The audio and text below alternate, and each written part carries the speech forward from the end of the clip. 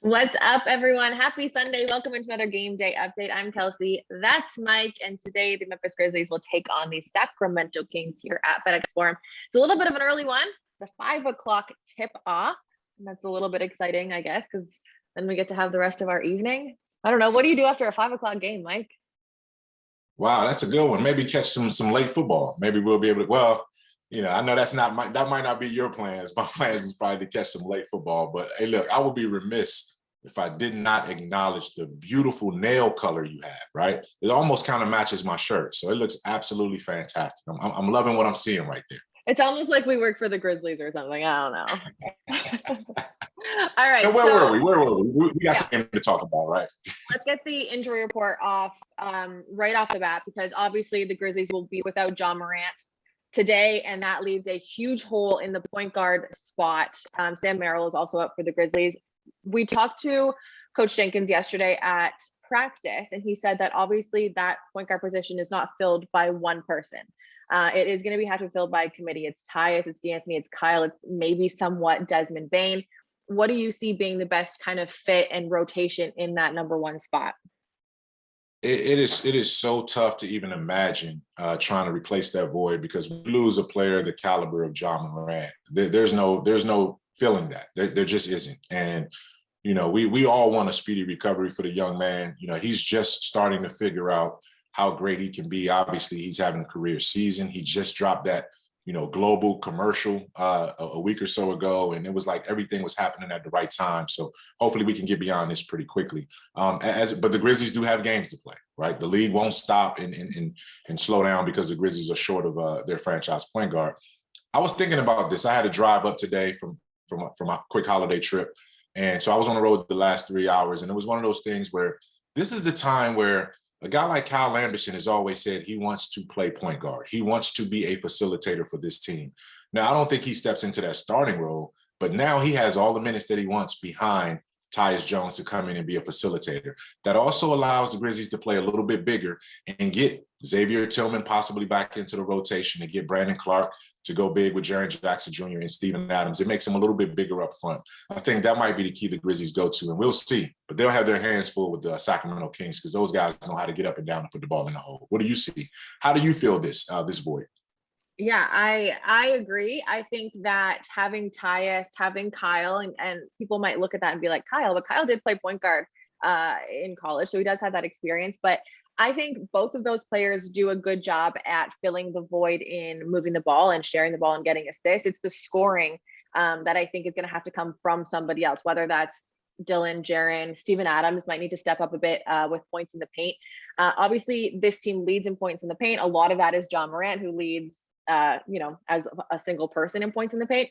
I think this Kings team is a great first game to have without Ja, if there was like a good game or a good team to have, because they allow the most points in the paint from any of their opponents. And they also they allow the most second chance points too. So that could give Steven Adams a good chance to kind of get his offense going, especially without Ja being the one to kind of set everything up. So I think it's the scoring that's going to be the biggest issue in filling what Ja brings to this team.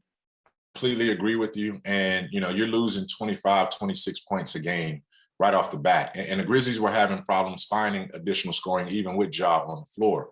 And you're going against a Sacramento Kings team that just basically put up 140 against the Lakers a couple nights ago. And it was triple overtime. And triple overtime, yeah. In triple overtime. But you all like that dynamic backcourt when you talk about Halliburton, De'Aaron Fox, and obviously Buddy Hield coming off the bench now.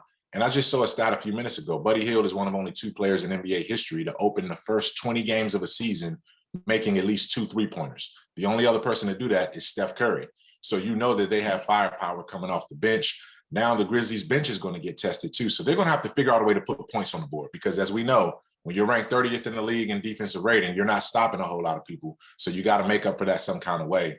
As you called a few names out there, but there's going to have to be several guys that come. We're going to have to get a 20-point game from somebody we don't expect in order for the Grizzlies to keep up. There's some names out there. I'm looking forward to seeing how it plays out, though. Yeah, my other key is going to be on the defensive end, because we talked about offense already. It's going to be defending without fouling. This Kings team is second in the league in attempts from the free throw line. And I don't mean to call people out again, but the Grizzlies cannot go long stretches without Dylan and without Jaren, the two guys that foul the most on the team. They just offensively can't afford to have them sitting on the bench. No. And that means that Jaren has to be engaged. That means that Jaren has to say, okay, my brother Ja is out, and this is the time. You know, we talk about Jaren every single one of these game day updates, and Jaren tends to deliver, but now he has to. This is not a luxury anymore. This is an absolute essential necessity that Jaren Jackson Jr. and Dylan Brooks provide the spark that this team needs, because now you're putting other guys in. DeAnthony Melton has to step up and give you the reason why the Grizzlies doubled down on his contract and loaded up on him. Brandon Clark, okay, now you're going to be in the mix now. Can you give us a 20 and 10 every once in a while? So this is, and to your point, Kelcey, Sacramento, if they're soft anywhere, it's soft inside. And these are the kind of players that the Grizzlies do have some depth at, and they need to go ahead and attack that from that standpoint. But defense is going to be the key, to your point. Can they slow down guys and not let guys just quick trigger threes and get up and down? Because then even Davion Mitchell is a guy that's going to be a matchup nightmare too when he comes off the bench. So it's just, man, this is going to be an interesting game across the board. The Grizzlies have to get a win. We got to get a win to get the confidence back, though. Yeah, I'm actually really excited to see Davion Mitchell play. Let's do a really quick injury report on the other team too, because they could be without a few starters. We have some doubtfuls and some questionables. Their leading rebounder, Holmes, is out today, so that is a good thing for the Grizzlies. Barnes is doubtful. Harkless is questionable. So I guess those, like we talk about all the time with the exact wording, it's going to be it's day to day. It's going to be game time decisions, but that could be three big guys for the Kings that are out. Yeah. And that means that they're going to probably play small. And they were the first team to have that coaching casualty with Luke Walton getting axed. And Alvin Gentry loves to play scramble basketball. You know, he did it with Phoenix. He's done it with New Orleans. He loves to play multiple guys, switching on everything, scramble basketball. So this is going to be a tough test for the Grizzlies to make sure that they keep up defensively, even with those big guys out. So I think it's going to be an up and down track meet. I just hope the Grizzlies can score enough points to keep up. There we go. That's what it comes down to. It tips off at 5 p.m. Come to FedExForum if you're around. You can get tickets at 901-888-HOOP. Hang out with Mike and I and the rest of the crew, or you can watch it at home on your couch at Valley Sports Southeast, or if you're listening on the radio, GSPN 92.9.